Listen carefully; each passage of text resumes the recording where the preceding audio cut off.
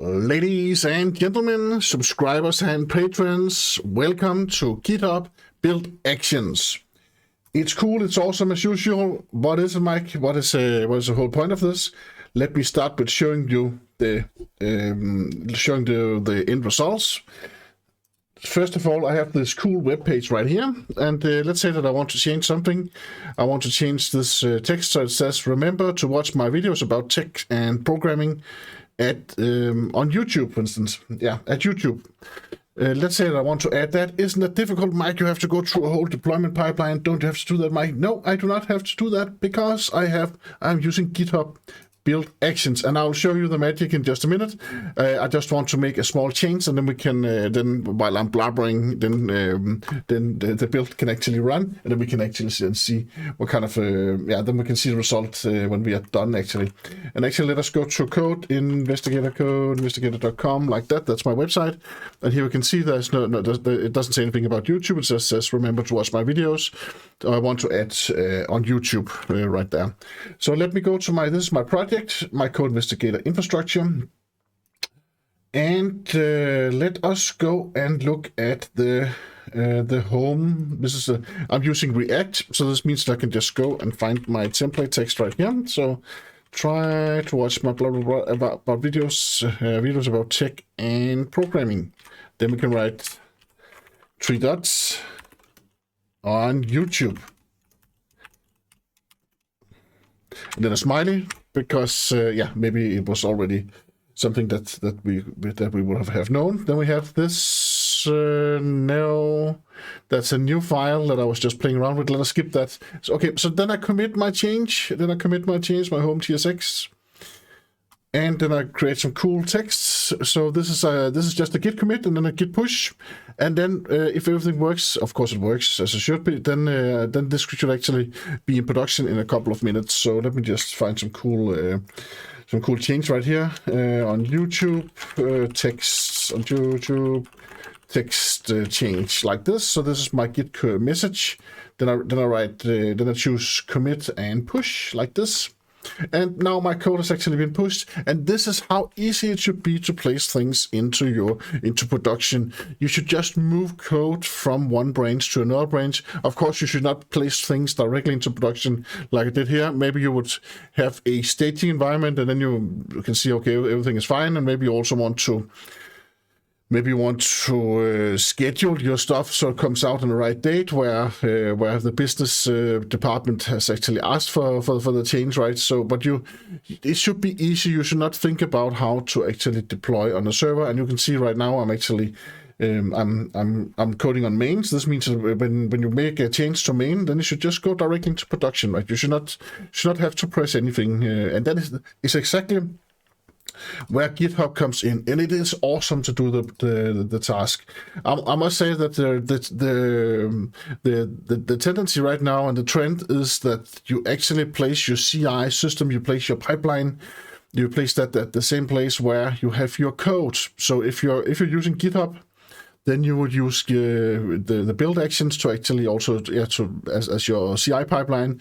If you're using maybe Bitbucket, then you would use something like Bamboo or maybe Bitbucket, the Bitbucket built-in actions instead.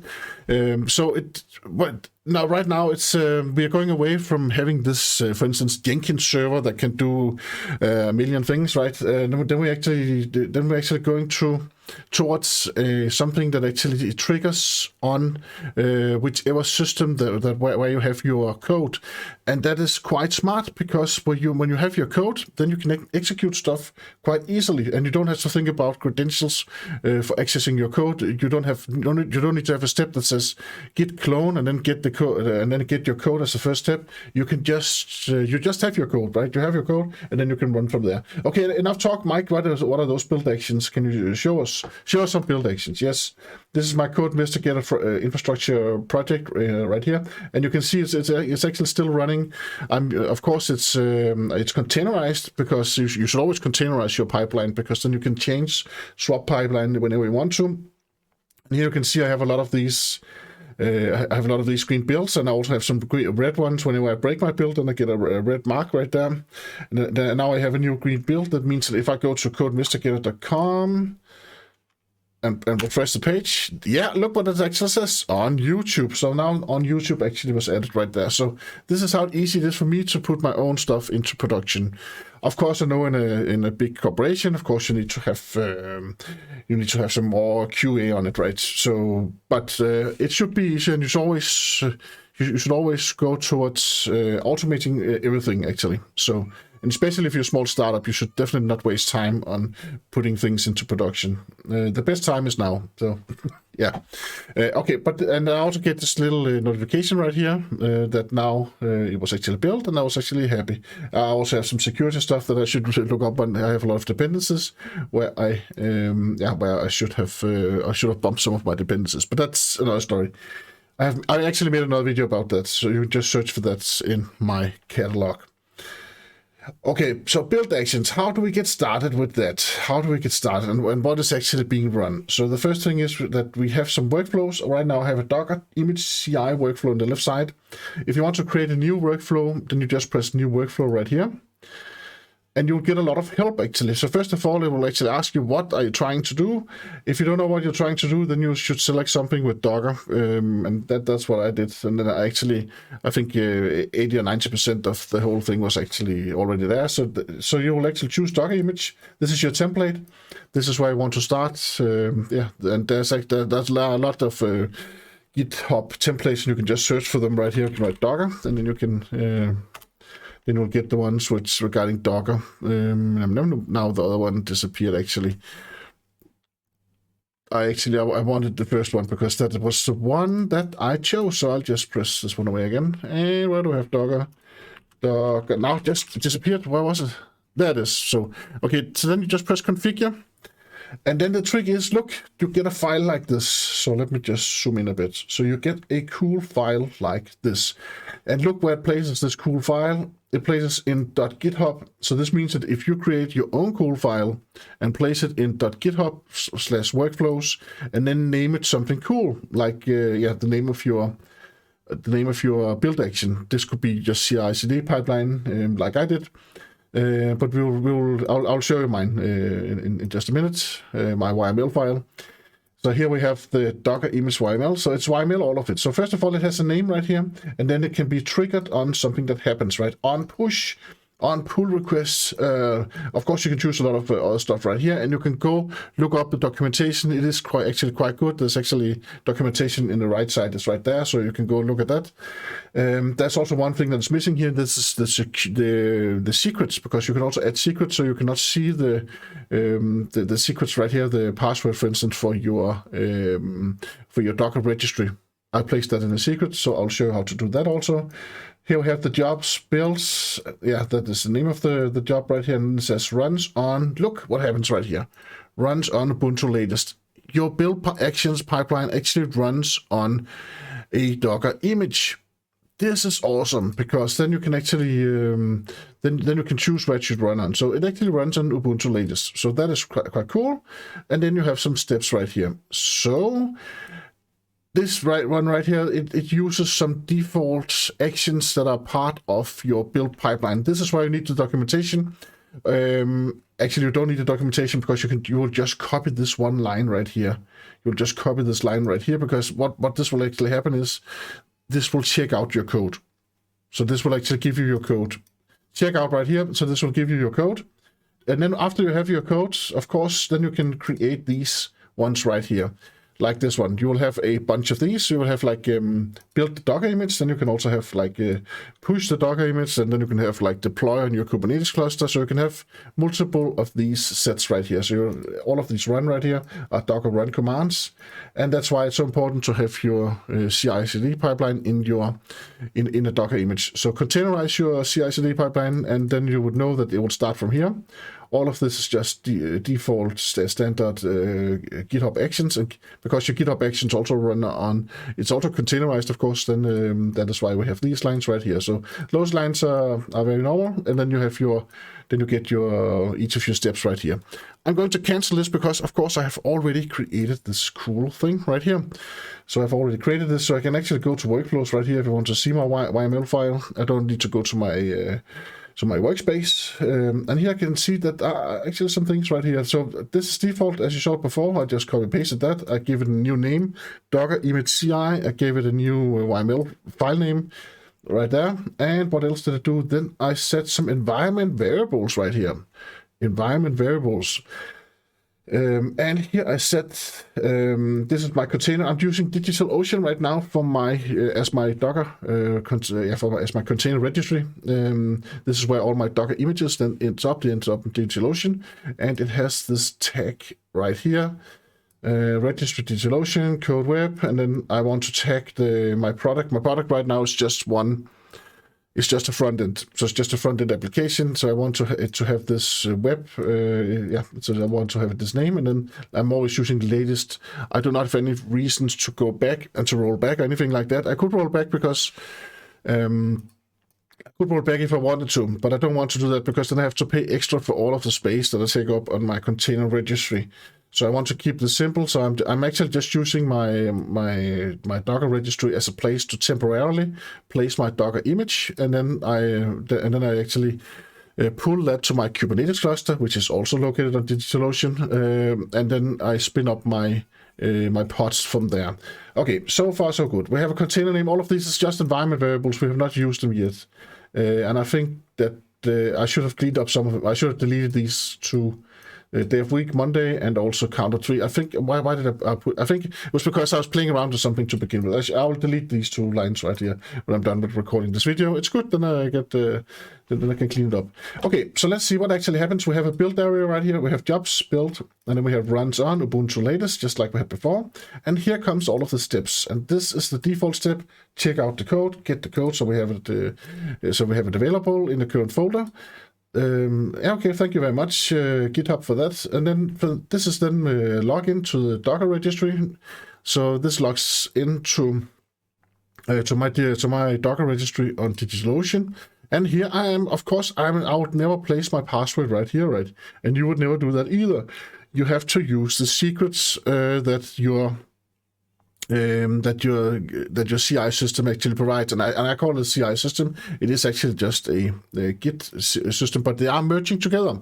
We have the CI, we have the Git, the source control management systems. They are merging together, right? As you can see right now, it's actually like the source control management systems are actually expanding, so they can also can get this part of the business, of course. So here we have Docker login. So Docker login minus U, that's a username, and then password is a password. When you log into DigitalOcean Docker registry, then you need to use, then you get an API token that you can use as your username and as your password. And then we have the registry right here. This is the environment variable that I have up in the top right here. So this is what this targets or will be replaced with. So, and then we have the build image right here. So here I'm building my image. And when I say build image, it should actually be build and deploy, because I've put it all together in I have created a I've created a pipeline actually. So that is why this is actually a both build and deploy, and where you can see I'm running right here. Then I have to map the Docker socket into my Docker container. So this is what I do here. I was actually stuck a bit here, so this one is a good tip. But you have to volume map in your the Docker socket if you're running Docker into the image and into the container where you are running. -u deploy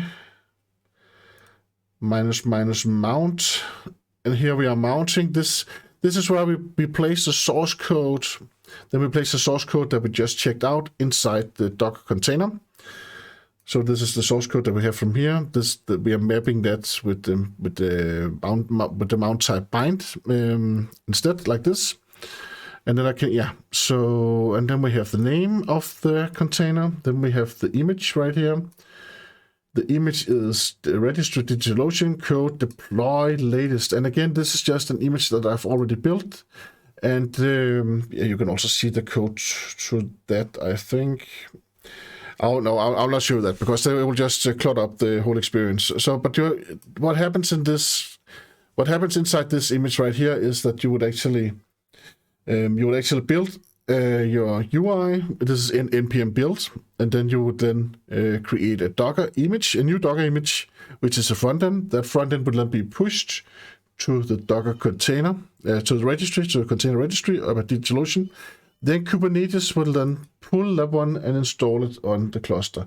But that is all made in this step right here. So this means that your GitHub Actions can actually be quite small and quite concise. And if you at some point regret using GitHub Actions, then you can see it is not a lot of lines, because you have actually placed all of your logic inside your container, of course. That's why you should always containerize your CI/CD pipeline.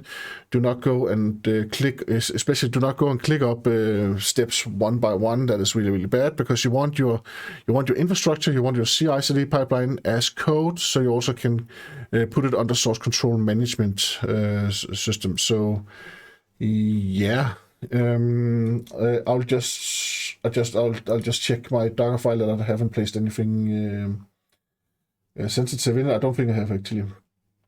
I'll just go check the Docker file. Yeah, there's nothing in it. So I'll just show that. Okay. So this is a Docker file that is actually being run. So this is actually my CI/CD pipeline when I want to build stuff. So it takes Node 19 Alpine. This is a default. It's a standard image that you can just use from Docker Hub. And what does it do? It creates a new folder. Then it runs. Then the code, of course, is mapped into this image right here. And then you run install, and then you run build. This means that now you have your application.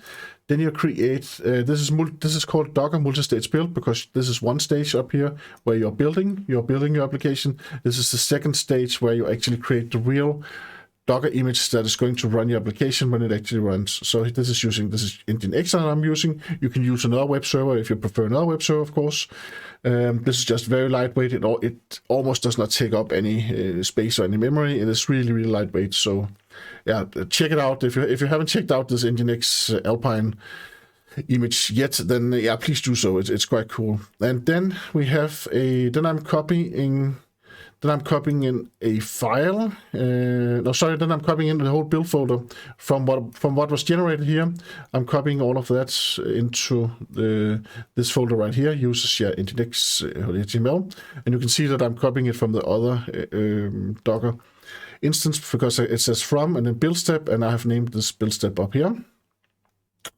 Then I'm adding in, I'm actually deleting the defaults. I'm deleting the default configuration file, because I want to use my own default configuration file. If you use React or Angular or Vue.js, then you definitely want to delete the default one, and then you want to have your own Nginx file. You want to have your own configuration file, which looks a bit like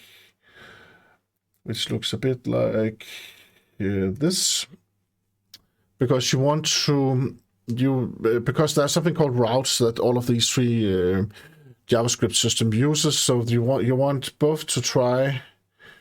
The route should be tried out, and then of course also the root should always also be tried out. Yeah. So that is why we add. This all of this right here, and you also want both index. Yeah, it is probably index HTML that you're using. So you could, if you want to, you could remove the other ones. But you want this line. This is the magic line that you want. So the try files, and then you try the URI. Then you actually say try the root right there instead, right? And then you say, try with a backslash in / in the end, or else if that does not work, then try index.html. And now I pressed the back button for some reason on my mouse, so it just went back. But that's okay. This is GitHub, and you can see here I have my YAML file right here. GitHub Build Actions. It's awesome. It's easy, because as usual, you place your CI/CD, you place your image build, you place that inside your Docker. Inside your Docker image, of course. On top of that, let me just try, because on top of that, it was not the only Docker file that I showed you there. I have another Docker file also. And that is the one that actually deploys to Kubernetes. Yeah, this is the one actually. I will just place it over here to make sure that I don't have any sensitive stuff in it. I don't think I have. Let me just check.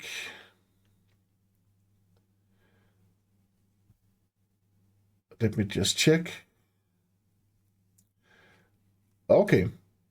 That is nothing sensitive in it. So let me just show you what I actually made right here. Actually, I think I made this. I actually made this available on my website.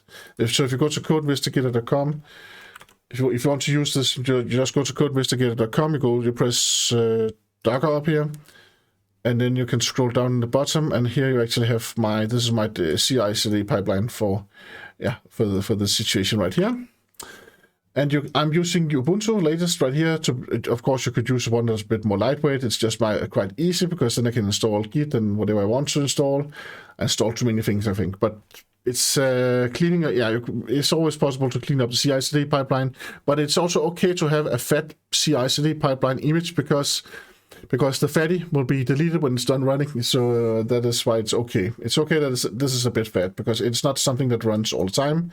It runs while it's deploying, and it installs Helm. Helm is a templating language for Kubernetes. If you don't know what that is, then check out my other videos about that. Here I'm updating the image itself, and I'm installing kubectl. That's a kube client, and then I am. And then where's the line that is? And then I have this entry point that says run.sh right here. So this is the shell script that actually will be run every time. Every time I run my pipeline. So my pipeline is actually run.sh. And let me just check out run.sh. Run.sh.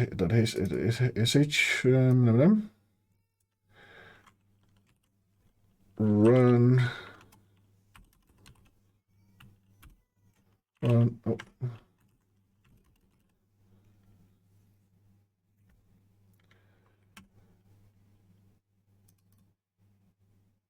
And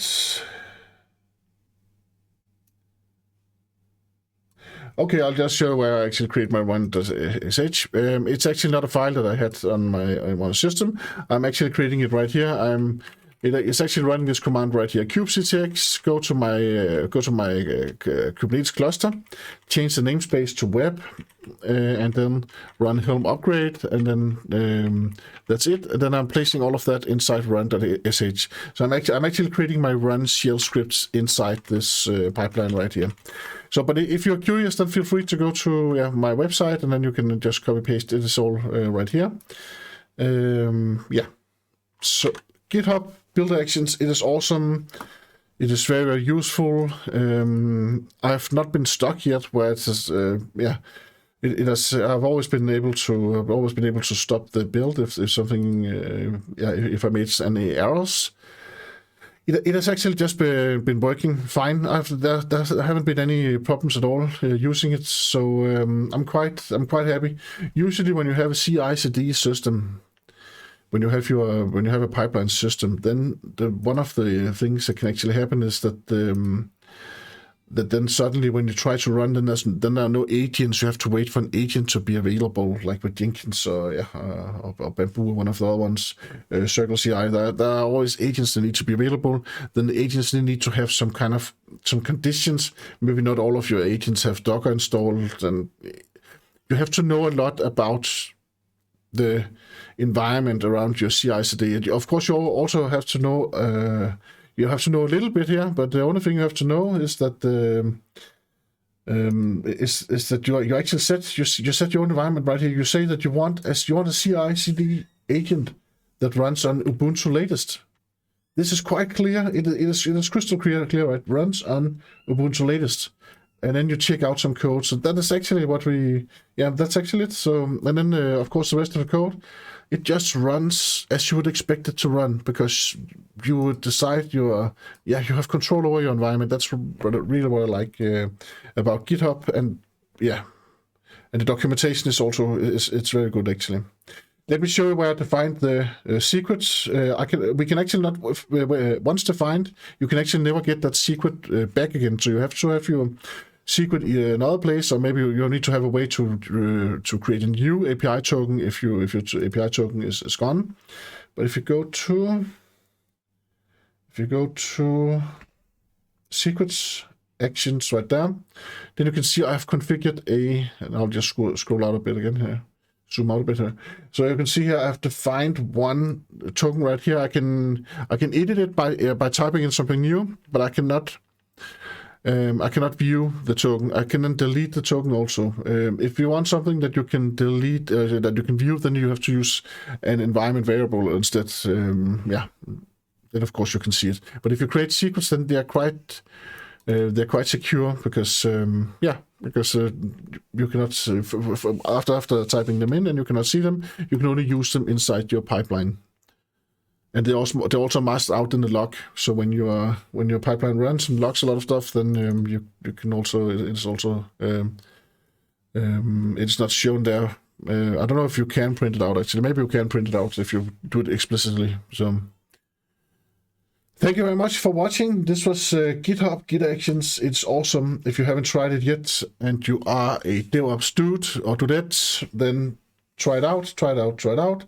Thank you very much for watching. Hope to see you again soon. Bye-bye.